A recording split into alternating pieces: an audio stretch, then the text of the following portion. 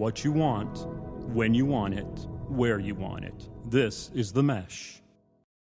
This podcast is sponsored by Jackson Creative, a custom communication agency located in downtown Hickory, specializing in online content creation. To learn more, visit thejacksoncreative.com. Jackson Creative, we tell your story.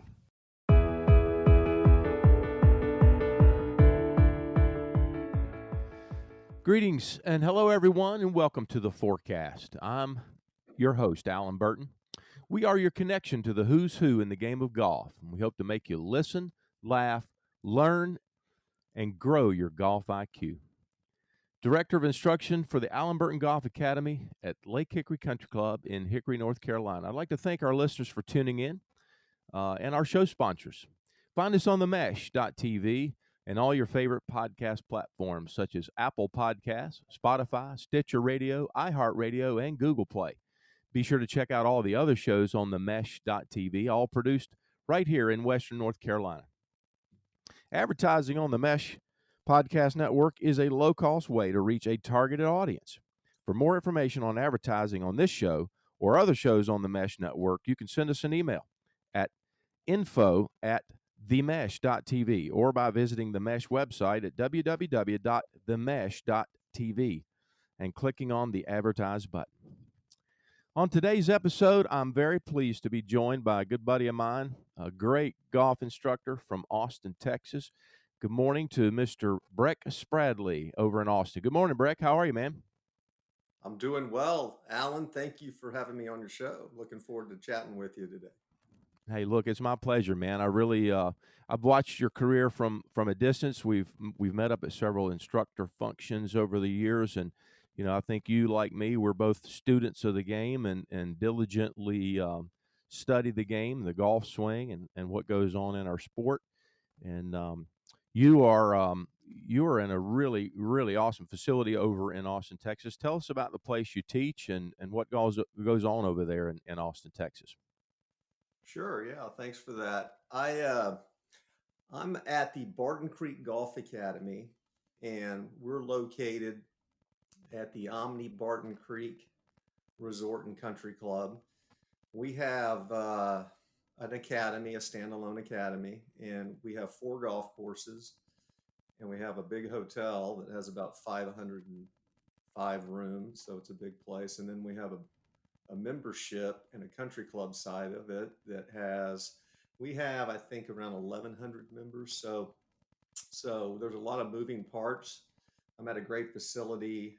There's a lot of avenues of ways people come into our academy. So I'm fortunate for that. But we do have a big junior program. That's a big thing we do as well. So we offer a lot on our menu. We do some golf schools. Of course, all of that is shut down right now in these unprecedented weird times. But so all of our groups obviously are on hold, but we are open right now, and we are doing some social distancing private lessons. I'm standing 8 to 10 feet from a student watching them hit some balls, and I got to tell you, I feel a little more comfortable doing that than I do going into the grocery store. So Yeah. we're still doing some of that, but yeah, I'm in a great spot. And if you're in Austin and things clear out and get back to some type of normalcy, we'd love to have you to our academy out there. Well, thank you for that invitation. I would love to come see that. I think Austin's a great city, and I know, knowing you and knowing what you're doing there, I'd love to come over and hang out and take a look at that. That'd be fun. I'd love for you to come in and chat some golf for sure. Yeah, that'd be awesome. Hey, listen, I know you've got a lot of credentials on your resume. You're a Class A PGA member, of course. You're a Golf Channel Academy lead coach. You've been given numerous awards, a Harvey Penick Teacher of the Year award in 2015. You're named Best in the State by Golf Digest since about 2013 all the way up to the current year. And, all the things that you've accomplished over there, you've been very fortunate apparently to spend some time not only teaching and doing great golf instruction, but you've witnessed some great golf instruction in your career. Why don't you tell us a little bit about how you got to where you are and who's inspired you and who's brought you there and who have you learned from along the way? Okay. Yeah. So I got out of school in 1994, so I'll be 49 next month. And I actually started teaching right out of the gate out of school. Uh, and so I moved to Dallas. I went to a school called Abilene Christian. It was a D2 school at the time. It's actually D1 now, but we had a good team. We actually won the national championship in 1993. We had a really good player, and a gentleman from India, Jeev Milka Singh. I'm not sure if you've ever heard of him, but he kind of put Indian golf on the map. Played in like 3 Masters, and anyway, he kind of led the way for us that year, and he was a very, very good player. So I got out and I started teaching in Dallas, and where I cut my teeth was at a big driving range in central Dallas, right out of the gate.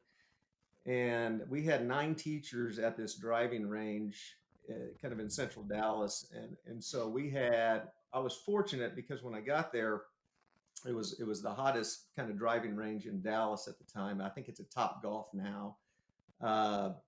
But we had a couple John Jacobs teachers there that had been obviously were much older than I was at the time, and so I learned from them. We had somebody who was teaching natural golf, which was kind of the Mo Norman method that was just coming on the scene. I had a couple guys there that used to work for Hank Haney. Then a lady who played on the tour, who was a really good teacher, Sandra Haney.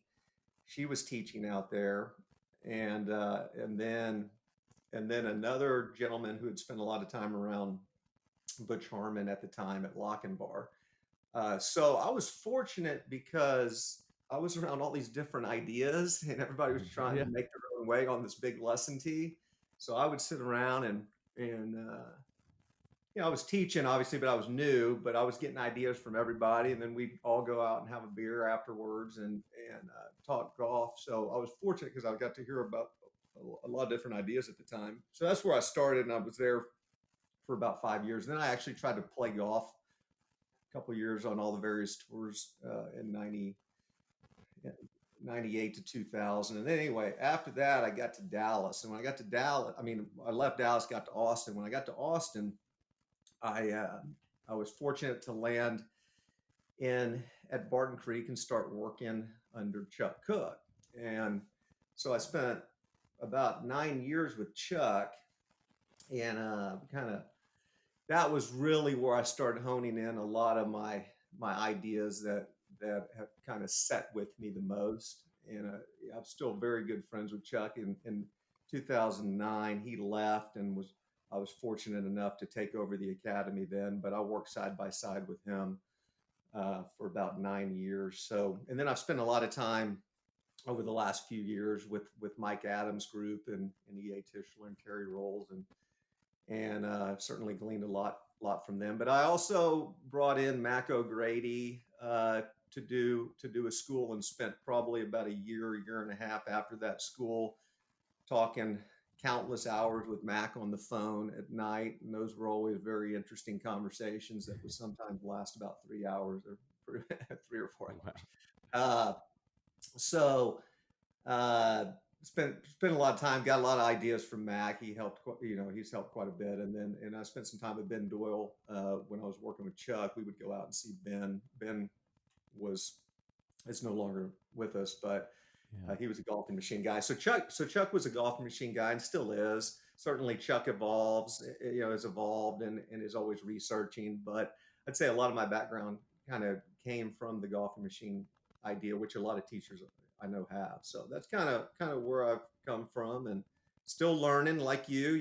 We're in this business to keep learning and getting better. And as you know, we probably learn more from our students than anybody else, because that's where they're the ones playing the game. We're just giving them suggestions, right? And so we're getting to learn every day on the lesson tee. So so I've been fortunate, but we love the journey of continuing to learn like you. Yeah, that's a really neat story, and I know having had those opportunities to share those brilliant minds that you've had, it kind of melts into something that you as a coach take to the lesson tee every day, and that's kind of the the skill that we have as coaches is we've got a big toolbox, and the toolbox keeps getting bigger. And we just try and apply those tools properly to that person in front of us each day, don't we? Absolutely. That's exactly right. Every day we're trying to find that thing that, we like all teachers, I think we have our preferences. That's always been a debate in probably all sports, but golf in particular, as far as, do teachers have a model, or do they, not have a model? And I think, you can tell me your take on this, but I think that you've got to have at least, obviously there's multiple patterns that work. So you have to have at least your ideas on what do you think are the important things that need to take place in a golf swing, right? Mm-hmm. And whether or not you can get somebody really close to your ideals over time, as long as it fits within what works for them, then that's great. But I would say over 95% of the time, you're having to deviate a little bit, right? And so you're having to match up. Now the terms are, matchups and things like that. Mm-hmm. Back we used to call them variations, and Mm-hmm. they're patterns and matchups, but we used to call them variations. So it's all the same. So it's just understanding that, but at the end of the day, the ball has to do the correct thing, doesn't it? Yeah, that's it. That's really it. That kind of goes back to a John Jacobs statement. I think it was. He said, "Golf is what the ball does." So, it's kind of how I teach it as well. I mean, we all look at our player and what that individual in front of us can do physically. Sometimes is limited if we're dealing with an older person with some, range of motion issues and that kind of thing. So yeah, we're taking that player in front of us and trying to get that club to do something that's going to establish proper strike on the golf ball and control the flight of it, and give that player a predictable flight that they can play and repeat. And Yeah, that's a that's big challenge sometimes. absolutely, and that's why I think you can't get around law moves the ball, right? So Yeah.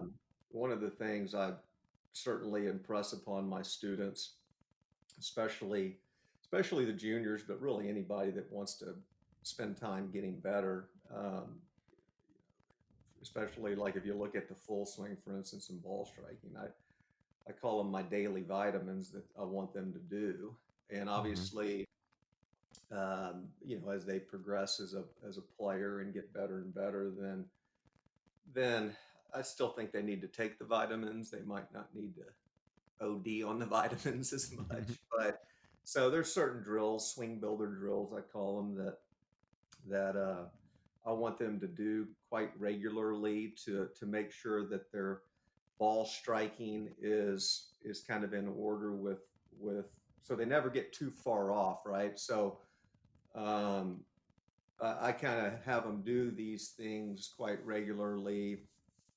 For instance, if we broke it down into 3 steps, like an impact drill, right? So that's the first building block, kind of, I call it the meat of the swing. And so I have players set up in the impact position, and I really define it for them early on if they don't, because, that you don't know unless you know, Right. right? So That's right. here's an impact, and obviously there's not one impact for everybody, but if you take a snapshot of that picture of impact, it's not that different with a lot of your great players. You're going to find some outliers that are, maybe Colin Montgomery's not going to look like DJ. You're going to find some outliers, but if you took it holistically and you said, here's some impact alignments that you could hang your hat on, this is what Mm-hmm. we'll call an impact drill, right? Your hips are going to be 45 degrees open at impact, roughly. Your torso is going to be 25 or 30. Your shoulders are going to be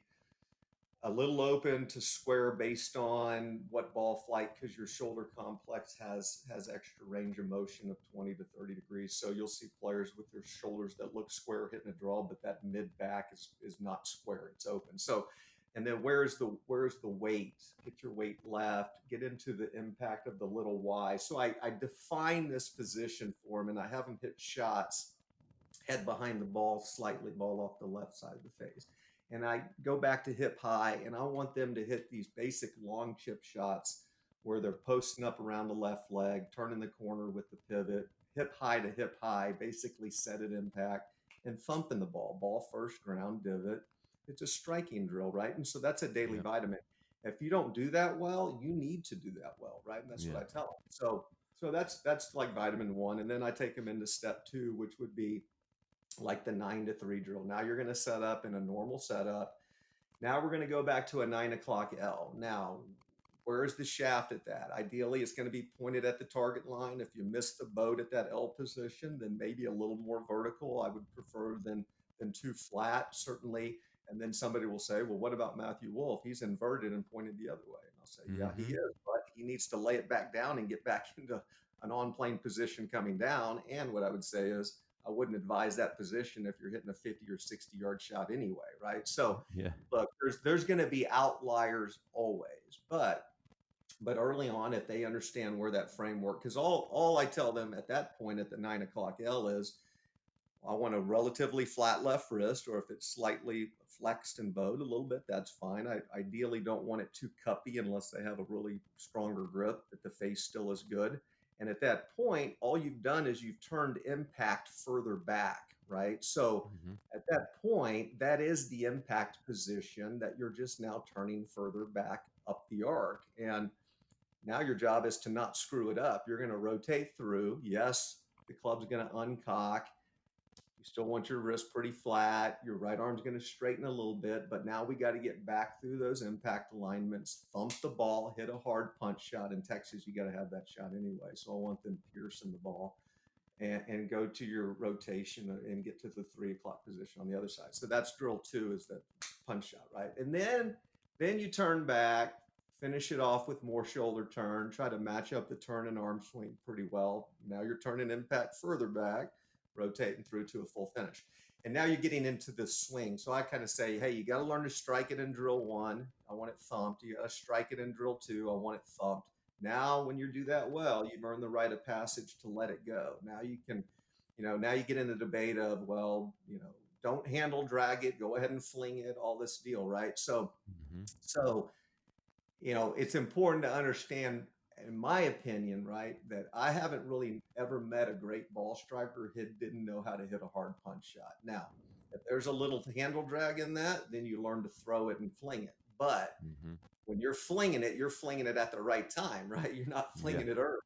So I want them to understand all that. So that's kind of how I would take somebody through the daily vitamins of that. And then beyond that, now you're getting into the preferences of where somebody is, because I don't cookie cut a swing. If somebody's across, I've got a girl that's top 10 in the country who's vertical and across the line and has to lay it down. And I've got other players that are more on plane, and some, I try not to get them too laid off, but I got a couple that are a little bit laid off and they play fine from there, but I'm, trying to sneak them around maybe a little more on plane at the top. So it's just, that part is now you're getting into what works for that player, but I still think they need the understanding of what the building blocks are, so they're hitting the ball solidly day in and day out. That's kind of what I believe in. That's some golf brilliance right there, and certainly it's a process, and every player,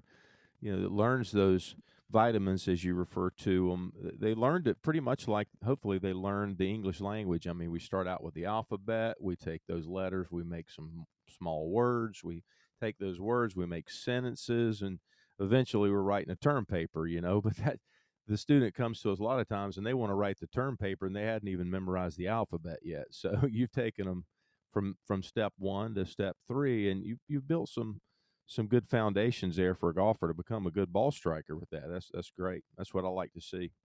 Yeah. So did you learn that approach from any one particular teacher, or did you just kind of figure out, hey, this is how it goes? Did you see Chuck Cook doing that? Did you see Matt O'Grady? No. So yeah, that's a great question.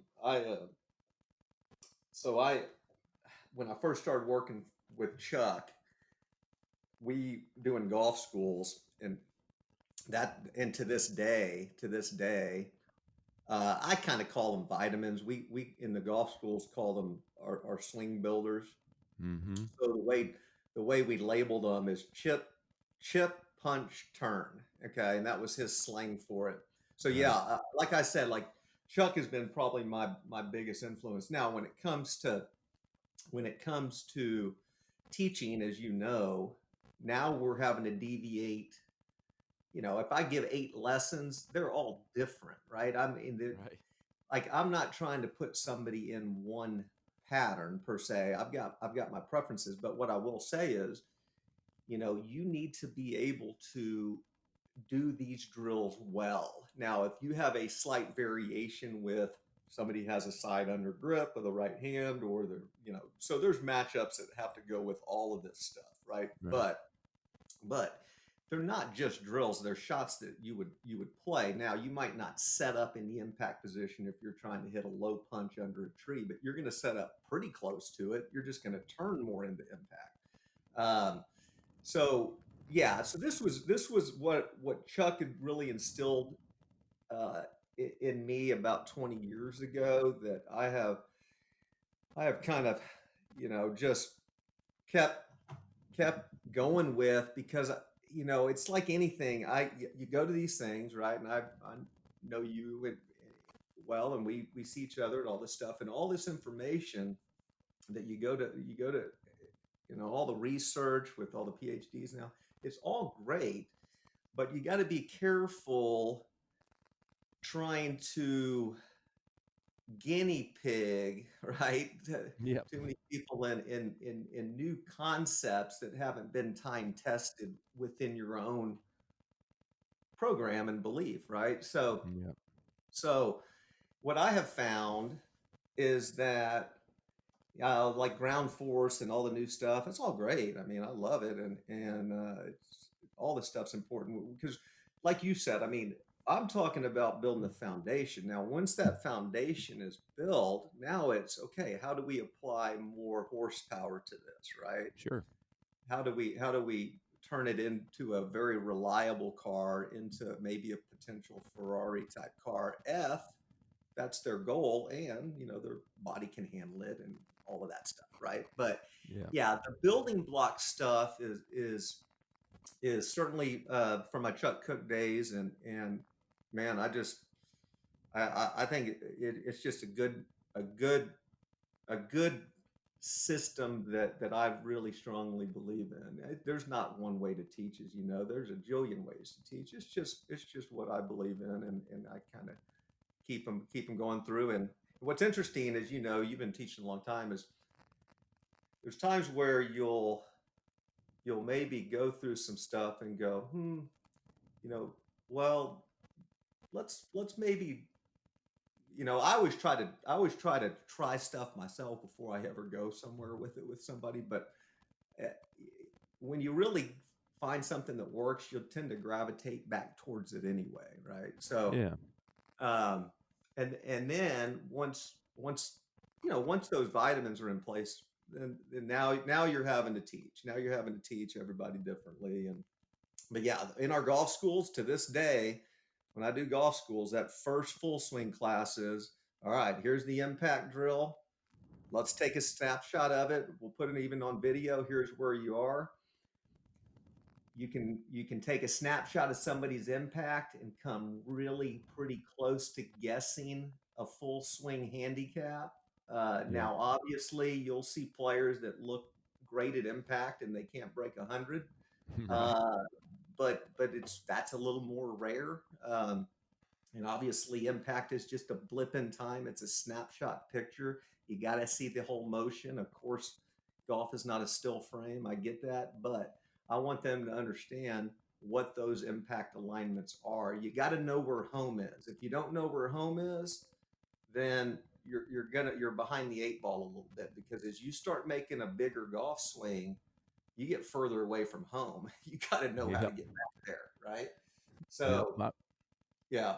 So Yeah, I think it's interesting. You're on the lesson tee with a new golfer, and maybe it's your first lesson with that new golfer, and they're a high handicapper or mid to high handicapper, and you ask them, hey, I want to see what your impact position looks like in your mind. Just get into your impact position, and then you see that the deer in the headlights, kind of glaze on their face. They really don't know oftentimes what you mean by impact. They can't create a positional element that even resembles a good impact, because they think it's similar to a dress a lot of the times. I guess it's just their concept is not clear on what impact is and where the body's going to need to be, where the club needs to be. I'm just an old common sense guy. I think about a golf club as having, 4 angles that we're trying to manage. There's a angle of the face directionally, there's the loft, there's the shaft lean, and there's the lie angle. And those 4 angles, I mean, to me, common sense says if we want this golf ball to respond in a directional way and control at least the trajectory and direction and spin, we want this club in this position when it strikes against the back of the ball. And so how does my body need to move to create that? That's the way I think about it. But golfers don't, they just don't have that concept understood very often. So we Yeah, have to hopefully exactly. give it to them, That's exactly right.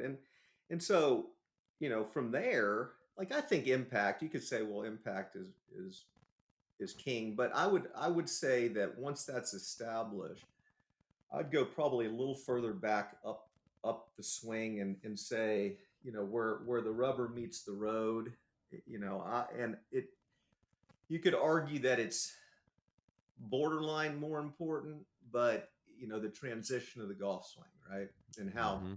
how things move dynamically, um, and when do they move? And obviously, certain body parts move at certain times forward, but now you're getting into that critical area of the golf swing, which is the transition, which is maybe arguably the most important part of the golf swing, because it sets up the whole change of direction into impact, right? So, Sure. but to that point, there's players that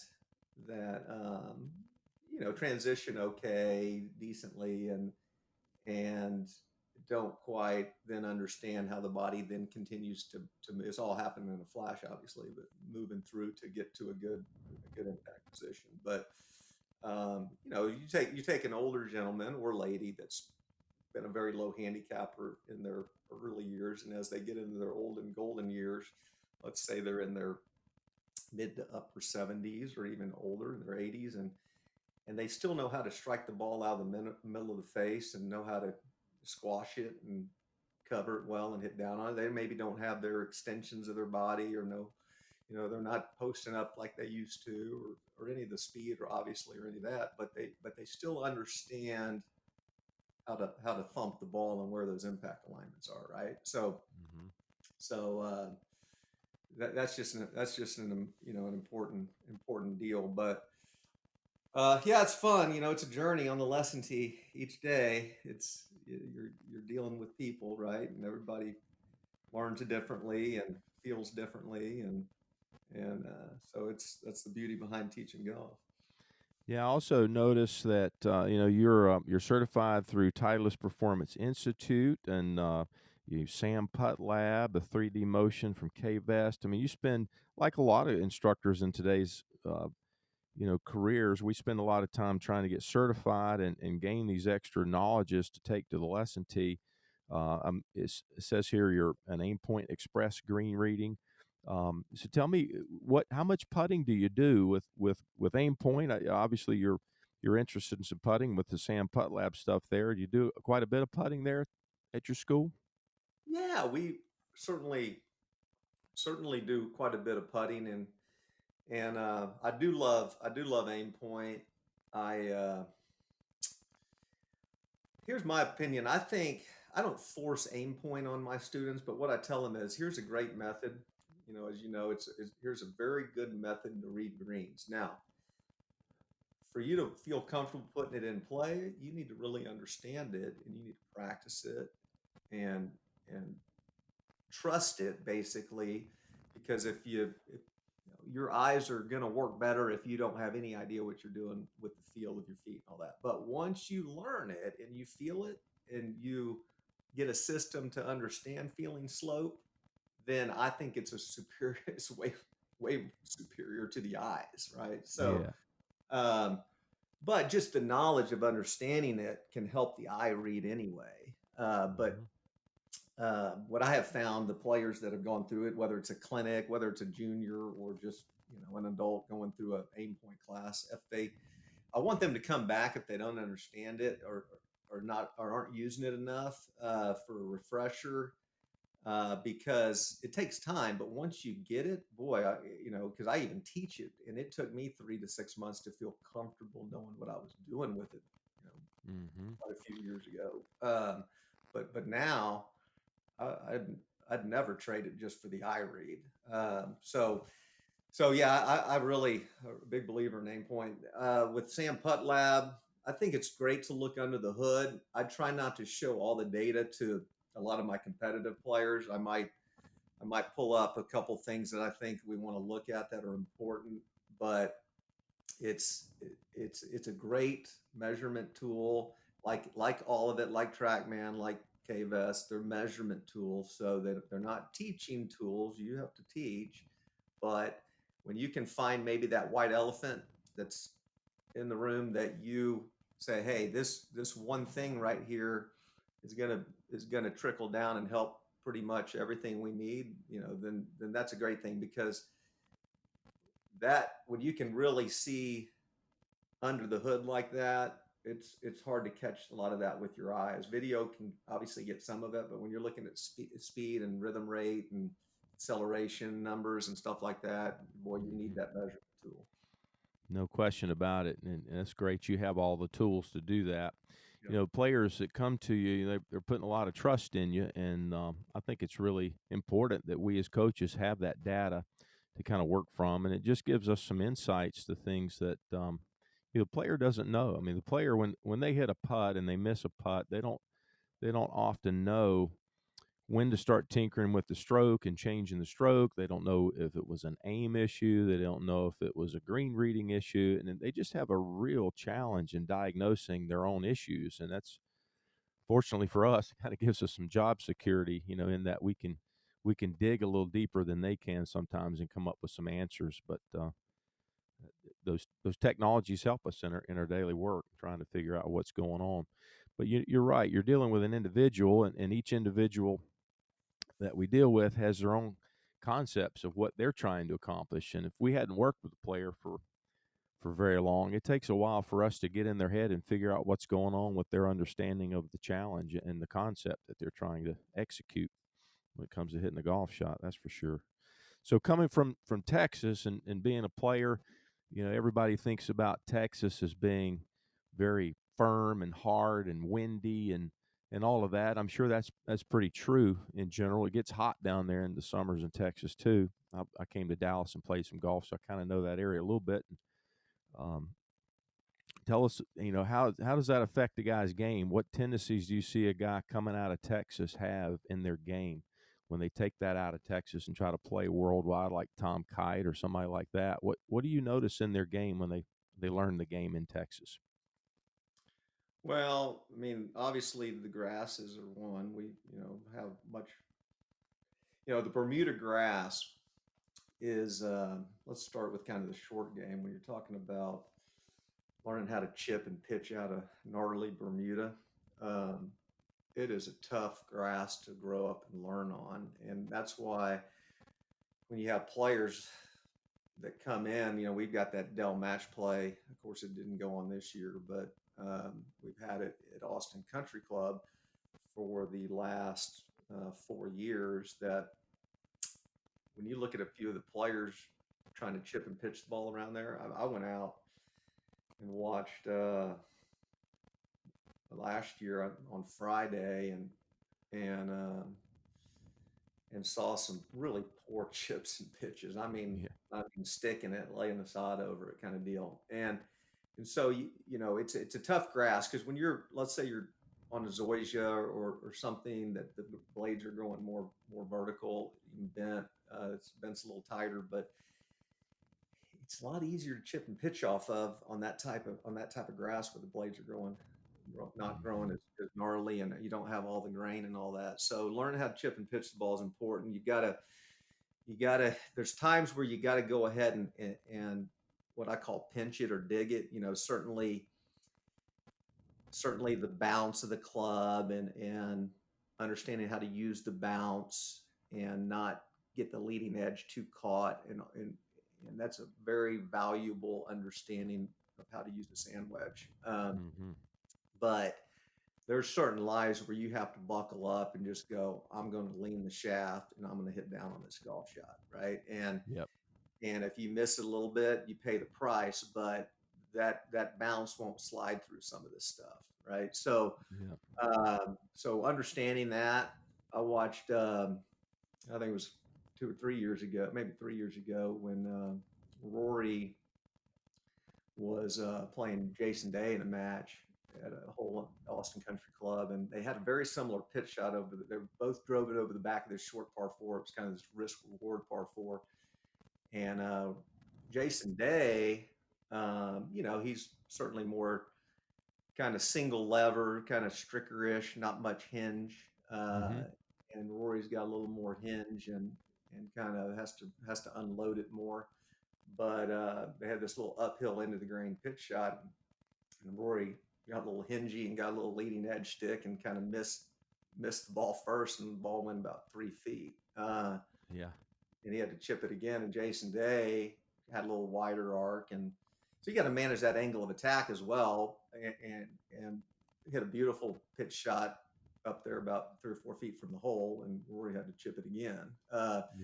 So obviously Rory has a great short game, but what I'm saying is it was different grass, and you've got to learn a little different concept or technique off that than you might from a different grass. So that's one thing. Then you deal with the wind in Texas, right?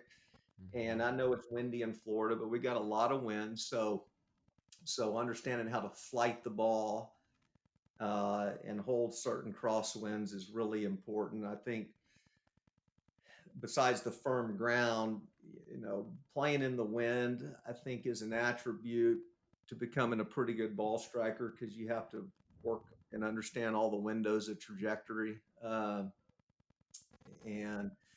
if you can still learn to hit it high when you need it, that's important. I'd say a lot of players that grow up in the wind start getting the shaft to lean too much down the line at impact, and they need to understand how to move it up left sooner and unload it a little more to get things zeroed out a little bit, to learn to hit and stand a ball up higher with long irons and stuff like that. So the wind's really a key understanding in Texas too. So you got firm ground, you got wind, and you got Bermuda for the most part. So it can be fairly challenging at times.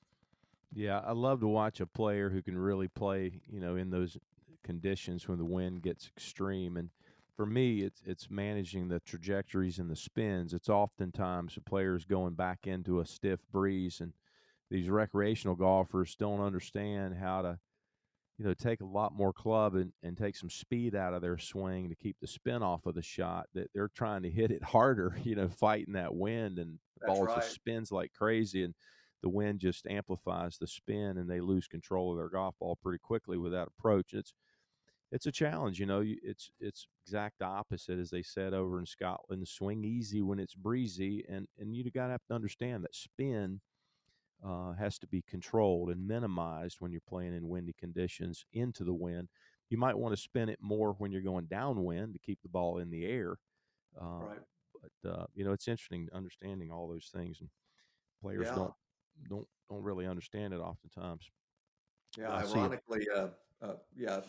ironically, Tom Watson, would he win 5 Opens, and he was a high ball hitter, but he knew how to take some speed off and kind of chip full swings, right? Mm-hmm. Yeah, I think we talk about the angle of attack, and that's an element of the short game, and certainly full swing as well. But in pitching and chipping, how oftentimes players choose to hit that steeper angle of attack with that leading edge, kind of in a digging position, And I think about that. You might play that shot, as you mentioned, off a hard pan in Texas, and you're driving that ball down under the wind, hit down on it, and kind of pinch it. But if you get in a situation like Spieth was in at Augusta on that soft terrain down there, short of 12 after he had hit it in the water, and you play it back in your stance and you try to get steep and dig that, you hit it a little heavy, then you pay the price, So it's managing that angle of attack and that leading edge and that bounce, as we call it, appropriately for the lie and the shot you're trying to play. That's the skill in the short game for sure. 100%.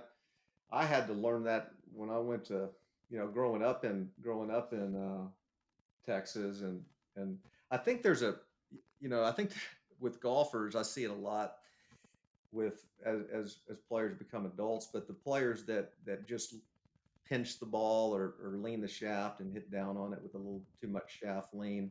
I think there's a shelf life of nerves on that. I think as you get older, one or two or three bad shots when you don't want them, that kind of stays with the mind, and then you get, that's where I think a lot of the short game, obviously short game issues and yips come from, is not understanding how to use the bounce. And I had to learn it as a player because growing up as a kid, like probably most of us, I was taught early on, ball back, hands forward. Yep. Go ahead and drive the ball down and get steep on it and stuff like that. As we were saying, there's maybe certain lines where you got to do that. But when you're trying to hit I went through high school. I was pretty good short game. In college, I went out to Abilene, started getting some tight lies, but I needed to hit the soft shots a little bit more, and I didn't have that. I didn't have that understanding that I needed.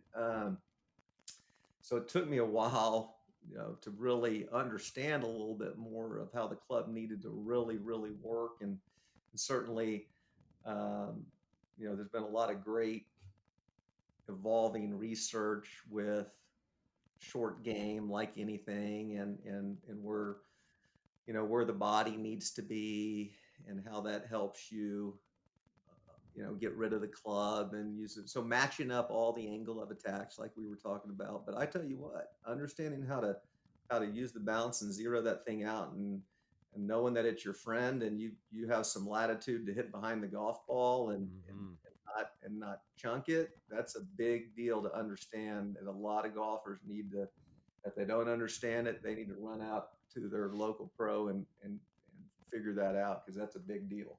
Yeah, I think that's one of the biggest advancements in our instructional world is in short game and understanding the variables with lie and trajectory and spin. And what we're trying to help a player understand is there's not one approach that's going to apply to every situation and give you the results you're trying to get. You have to vary your technique to be good at short game. You can't just go at it with the ball back in your stance and the handle forward and hit down on it, as we were taught as kids. And that has such a narrow margin of error bringing the club to proper contact onto the golf ball. It lends itself to those thin shots where you hit the top of the ball and drive it down in the ground thin over the green. And then if you hit a little behind it, like you say, you peel the sod over it and it goes a couple of feet. So, working that technique, like you say, there's a shelf life on that. After you've missed a few, it gets kind of nervy to hit those shots. Taking that technique and trying to apply it to every situation is just not a good approach. So you got to vary your technique and understand all those things. That's exactly right. And what do people mainly do when they hit a shot fat or blade it? They move it more back, trying to hit the ball first, right? Right. So yeah, and I think we've all been through that. And when I really understood where some of my little mishits came from quite a few years ago, I'm talking, as I got out of college and started working and teaching and understand a little more about the short game and stuff like that, I was going about it all wrong. I needed to move the ball forward, and on a basic pitch shot, way more forward, and let the club go more, right? Yep. So yep. It's counterintuitive. Counterintuitive, like all things in golf, right? Because Basically, if you think it's this, it's the other, right? So, but yeah, short game's a big deal, and navigating that, especially in Bermuda, and reading the grain and all of that is a tough grass to chip and pitch out of, for sure.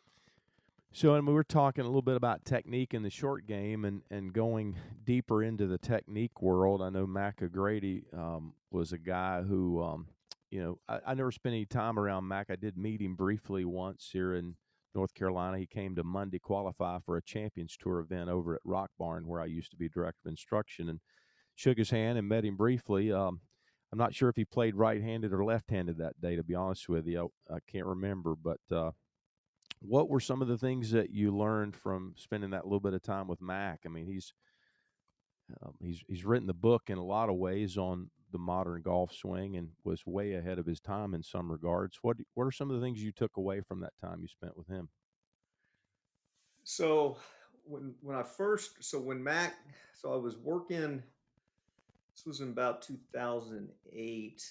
I was still working with Chuck, and Mac was coming into Austin, and he had a qualifier for a senior event that he was going to play in, and he wanted to play a practice round at this course. So he connected with Chuck, because he's known Chuck a long time, and so I had the opportunity to go out and play a round of golf with Mac and Chuck, and he was how old is he now? He was in his early 60s then. So, but I mean, striped it. Didn't really miss a shot. Didn't make any putts. Right. He missed everything that day, but he striped it. So it was impressive. So that kind of was when the first time I met Mac, and then that was right during my transition. Chuck was leaving the academy, and I was taking it over, and I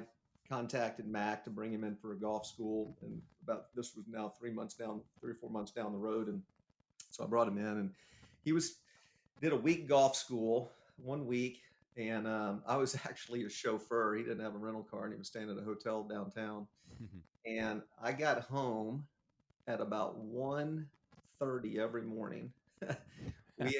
we ate at this steakhouse across from his hotel every night, same place. And my wife was kind of happy that week was over, to be honest with you. But we did a golf school from 8 to about 6:30, and then I gave him a ride to his hotel, and then I ran home real quick, and then anyway I got back, and we met across just right next door to his hotel at this steak restaurant every night, and so we talked golf. But anyway, so it was an interesting week, and what I would probably say with Mac, what I learned the most, I learned a lot about the eyes, a lot about neck tilts, and the importance of how all the alignments of the spine are at setup, and how to read that a little bit better with players, and understanding how that is going to influence a lot of the pivot stuff going on.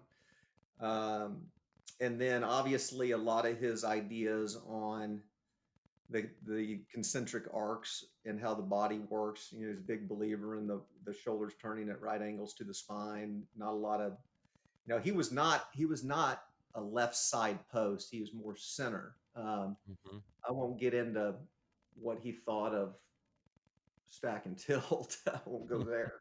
But the stack and tilt pattern in his mind was his short iron draw pattern only, right? But so what was interesting is he could demonstrate, as you know, he can play right and left-handed, but he could demonstrate all patterns. So like if he was going to talk about Jack Nicklaus, or as he says, Nicklaus, Nicklaus, he could explain Jack's pattern, and then he would come up to you and say, "Is that right or wrong? Is that right or wrong?" And you go, "Well, it's right. That's right. It's right." it works for him. Or then he would explain, he explain somebody else's pattern. Is that right or wrong? Well, I guess it's right. Yeah, it works for him. Right. Right. So he understood matchups pretty well, but obviously his big deals were, which I'd kind of already gleaned because Chuck had spent quite a bit of time around Mac. But his big deals are he had a CP pattern, right, and he had a CF pattern, and understanding those patterns a little bit more, I think, was a big deal for me. I still, like with juniors, for instance, my CF pattern is a little bit different than I think what Mac really likes. In a CF, he just calls CF, meaning the club is slinging away from the body more, kind of more of a rightward throw, right, of the club, where CP is more of the handle working tight in around the arc to the body, right? So, understanding those patterns a little bit more, but I would say the neck tilts and the eyes, and then just understanding really what his concepts were with how the spine worked too, like a lot of the tilting and the turning and extending that you could say was that brought to the masses through stack and tilt, as far as the vernacular and the terminology and all of that. That was language he was speaking already, right? So Yeah. and understanding a little bit more of the extensions of the spine, and he would say, come to my back, feel my back. You feel that, you put your hand right on the middle of his back. You feel those muscles, and so he had certainly a good understanding of what he taught and his pattern, and you didn't, if you were going to go through the Mac deal, you didn't deviate, right? So Yeah. it was pretty much all or nothing. But yeah, valuable time. And then after that school, really had a lot of really cool phone calls where sometimes they would last, quite honestly, 3 to 4 hours. And so it was, you had to schedule that call, but it was very fortunate to do that. But it would be like, okay, you got your phone in your left ear. All right, stand in the middle of that door frame. You got a door right there? Okay, I got a door. All right, go to the door frame. All right, put your right hip against the door. Okay, I'm there. Yeah. All right, now turn. Now turn. Now what's your right hip doing? It's moving slightly inside. That's right. You see that gapping? So Mm-hmm. a lot of understanding a little bit of the pivot. Now, whether or not you totally bought into 100% of that, right? I mean, I wouldn't say you forge your own way, right? So I wouldn't say I jumped in and started teaching the Morad pattern right away, but I certainly gleaned a lot from that, right? So pretty cool. And like, as you know, he's a lot of what teachers teach. A lot of that stuff was kind of early day Mac, right? And a lot of the ideas that a lot of the new modern teachers teach come a lot from the Mac stuff, for sure. And so yeah, pretty cool. Yeah, it's always fascinated. It's always fascinated me about guys like Mac and I could name a few others, and don't necessarily mean anything negative in this regard, but these incredible ball strikers and their incredible knowledge of movements of the body and how ahead of his time he really was as a player. What do you think would have helped him be a better putter? I mean, it's fascinating to me that a guy can know so much about the body and know so much about full swing and how things move, and they just aren't incredible at putting. What skills do you think he needed or didn't have, or what would have helped him as a coach? You say, hey, Mac, I want to help you learn to putt. If you learn to do this better, you'd win on tour, What do you think you would have done to help him there? Well, um, boy, that's a loaded question. I'm sure he, won't, maybe he won't listen to this podcast, but No, I would say this, when we played that round of golf, right? Yeah. Um, so here's what he was doing. Okay. He had his ideas, but they were different, right? So he was putting left-handed, hit the ball right-handed that day. Right. And he had the ball almost outside his right foot. So it was way forward. Okay. And Yeah. his head, he had about 6 inches intentionally, 6 to 8 inches behind the ball. I mean, he was way behind the ball. Like Mm. it was Nicholas style on steroids. He had it way forward. And what Gotcha. he was doing at the time was he was stretching his eyeballs to the right, basically looking at the ball where he had max stretch of the muscles of the eyeballs. And his concept of that stretch was that his eyes would not flinch. Okay. So if he stretched the muscles of the eyes, uh, being that the ball was that far outside his right foot, he had to, through his peripheral vision, look out there and he had to stretch the eyeball. Then he felt like that stabilized the eye. So he was obviously going through a period where he felt like his eyes were bouncing too much, and he felt like that was where a lot of flinchy yips come from, right? Mm. Wow. So that was his, I mean, he did a lot of research with different people. Now, he never published any of his stuff. So to answer your question, it you know, I could probably answer that question with 99.9999999% of people, and he might be the one that would be a deeper conversation with, right?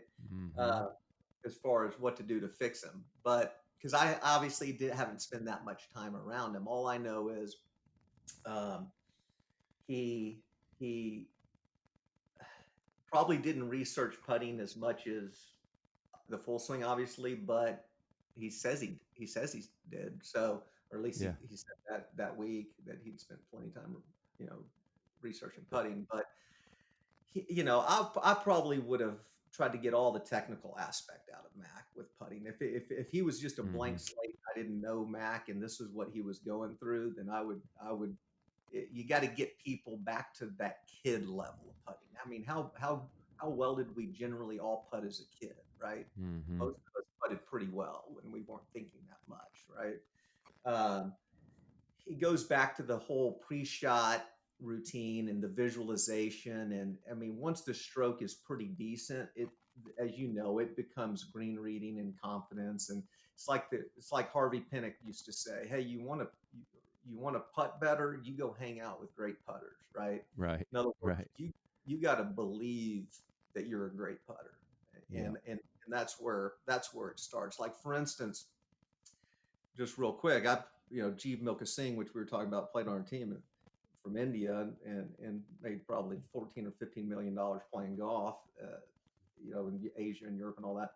His stroke, he had this loop like his golf swing. He picked it up, he looped it and popped down on his putts. I mean, it was a reroute lift. The putter came straight up off the ball, popped down on his putts, really handsy poppy stroke.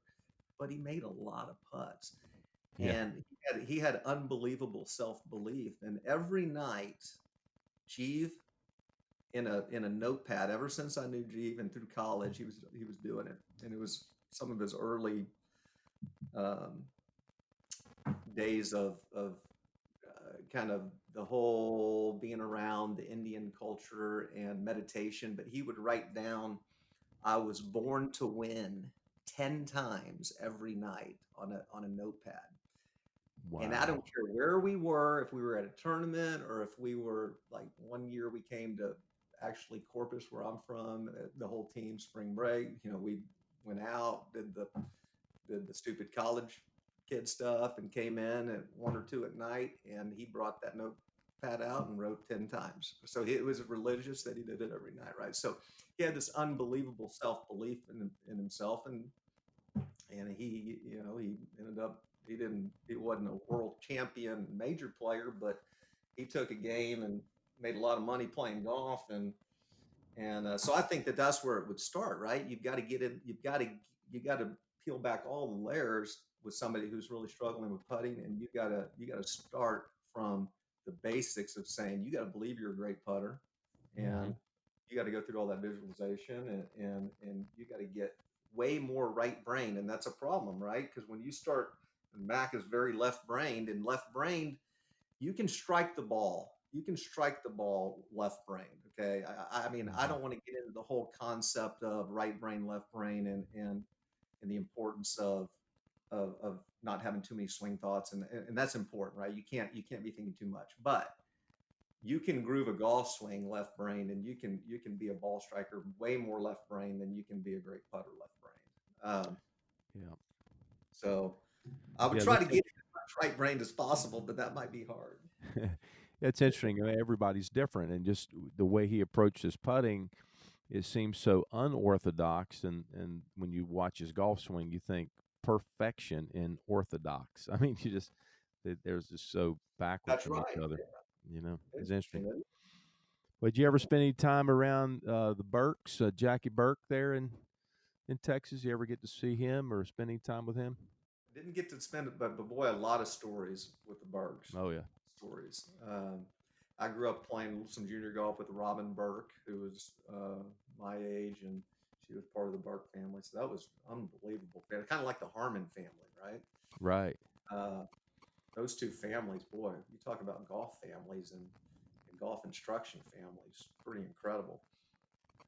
Yeah, my favorite story was Jim McLean told me that Mr. Burke had given him a lesson about his driver. He was headed to Augusta or something one year as an amateur. I think he got to play as an amateur, might have been a pro. I'm not really clear on that, but he wasn't driving the ball very accurately. And he said, Mr. Burke said, I want you to go down to the coast in Corpus Christi. I want you to hit this bucket of balls in the ocean with your driver.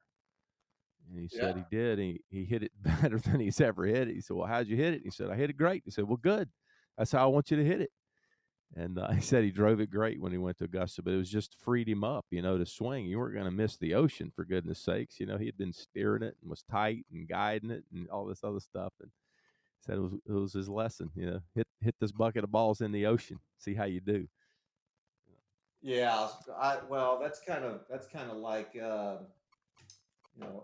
that sounds like a Harvey Pinnock, because you had these great teachers that were so ahead of their time with how they approached people, right? And understanding the human, and just really, really, really impressive with how they would take players and get them to perform well with I know they certainly understood the golf swing quite a bit, but just the human element along with understanding mechanics, pretty impressive. But yeah, he's still at in Champions, in Houston, and I think that Jimmy Burke's probably 90 something now. And yeah. Tommy Burke is pushing 90 as well down in Corpus still. So yeah, I see Steve Elkington gets over there from time to time and spends a little time with Mr. Burke, and they do some video, and it's fun to watch that stuff. It's really great, and a lot of their thinking is still applicable today in terms of simplifying things, and that's what our golfers need. They want us to go out and do all the heavy lifting and learn the technical stuff, and then just turn it into something simple that they can do and hopefully make them better, So yeah, that's a great part of where you're at. You've got so many great golf instructors, but you've been very successful yourself and become a great instructor from spending time with people and being smart and learning. So golfers are in good hands if they come see you, Brech. I'm really excited for you, man. Keep doing what you're doing. I'm gonna fire some rapid questions as we wrap up today. Just little fun questions about your golf, and I call them the forecast questions. So, how many hole-in-ones you had as a golfer in your career? I've had 5. Holy cow! How many double eagles? I've had 1 double eagle. That's great too. And lowest 18-hole score in competition? Competition is 65. That's great. How about your favorite golf course that you've played? I got to go with Cypress Point there. That's a good one. That's a good one. How about your favorite golf course that you haven't played that you'd like to play? I want to play Augusta. I've been there, Yeah. but I'd love to play it. So since you've been there, what's your favorite Masters sandwich? Oh, I'm going to go with pimento. Yeah. I've got to go with the pimento. Yeah. Speaking of the Masters, what do you think's going to happen this November if they get to play it? How's the golf course going to be in November? Well, boy, that's a good question. I would think they're pretty good. The Green Jacket gentlemen are pretty good at having that golf course in pretty excellent shape. So I think it's going to be the course setup will probably be pretty similar to my guess, but it's going to be interesting having two Masters within 5 months of each other. Yeah. That's great for the golf viewers. Boy, you get a lot of stuff packed in quickly, but it'll definitely be different for sure. Yeah, if it comes off the way things are scheduled, it's going to be a jam-packed season, at the end, and just everything week to week. It's just going to be like 6 majors in a very small amount of time, for sure. Yeah. So what's the best perk in your current job? The best perk in my current job? Well, that's a good question. I would say if we're just talking perk, of course, in the golf business, having the great relationships with all the fantastic manufacturers, with clubs, and I've got a great relationship with Callaway, and I've got a great relationship with Nike on the clothing and apparel side. So I would say just those relationships, great perk to have, and there's certainly wonderful people that are working for those companies. So that's certainly probably a great perk. Yeah, and your best advice for all these young coaches out there that want to get into the teaching of golf and progress their careers, what's your best advice for them getting into it? I would say keep an open mind and go out, and most teaching pros are very receptive to having young teachers come out, and I know I've got a bunch that come out and watch me teach and shadow, and I welcome that. There might be some rare times that I might want them to hold off on doing that, but that would be very rare. I would say 95% of the time I'm very open to that, and so I think the more you can go out and watch and learn from others. I mean, I like spending time with Mac and a lot of time with Chuck and Ben Doyle, and spent some time obviously with Mike Adams, and been around Mike Bender some. I mean, all these ideas, right? And teachers, you glean from all of it. I mean, there's times where I might take a component I've learned from one and understand that pattern kind of works well for this person and stuff like that. So don't get so narrow-minded that you think your way is the highway, because there's a reason why teachers have had success with players. Right now, the more you can go out and learn, as you know, and keep learning, that's why we do what we do. So that's what I would tell most is go out and watch as many teachers as you can watch teach golf, and you're going to learn something. That's great advice. I tell you what, my friend, you're on the road to stardom, and you're there. So anybody in the Texas area, man, drive across the state, drive across the country, and spend time with Brech Spradley, and you're going to get better as a golfer and probably better as a person for it, man. I've enjoyed our chat today, Brech. You're tell everybody how to get in touch with you on social media and say hello. Okay. Yeah, thank you, Alan. Thanks for having me on. I enjoyed it.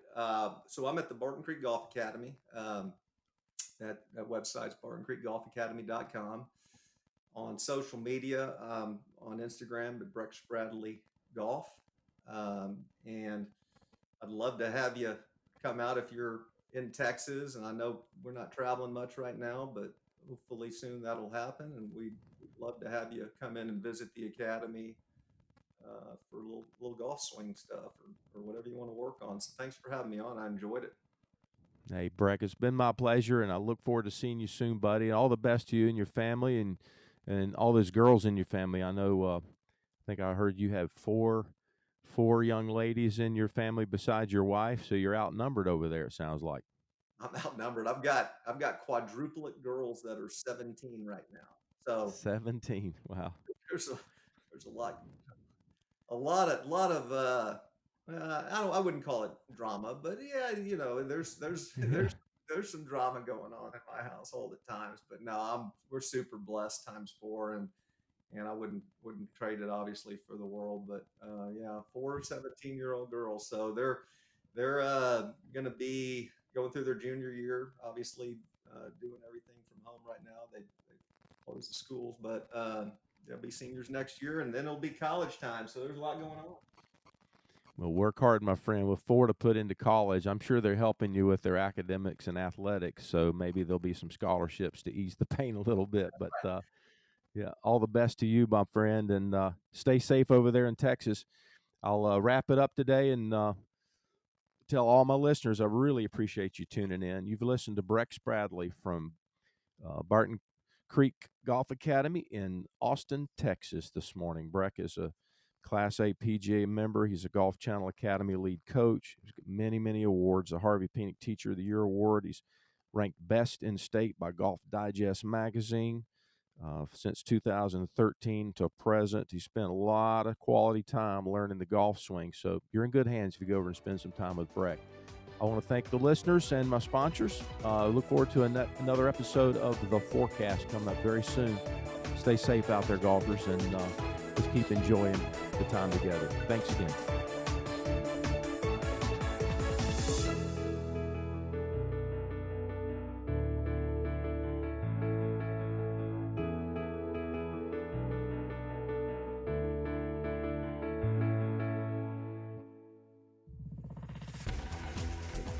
You've been listening to The Mesh, an online media network of shows and programs ranging from business to arts, sports to entertainment, music to community.